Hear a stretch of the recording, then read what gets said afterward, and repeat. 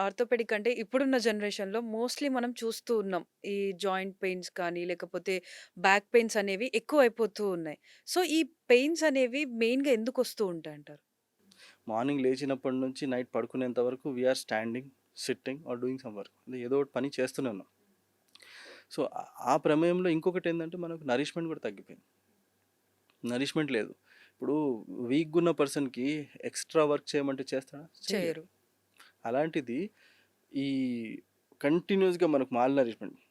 మీరిప్పుడు చూస్తున్నారు డైట్ ఎలా ఉంది మనది. అసలు ఏది క్వాలిటీ ఫుడ్ దొరకట్లేదు. ఎగ్జాక్ట్‌లీ. ఇలాంటి క్వాలిటీ ఫుడ్ లేని ఎరాలో మీరు ఎక్స్‌ట్రీమ్ వర్క్ 2 ఎక్స్‌ట్రీమ్ అయిపోయాయి.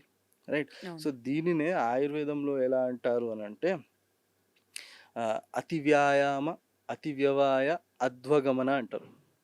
వాత వృద్ధి కారణాలు అంటారు. అంటే శరీరంలో వాతం ఈ వాతం అంటే ఏంటిది? మన భూతమా? కాదు.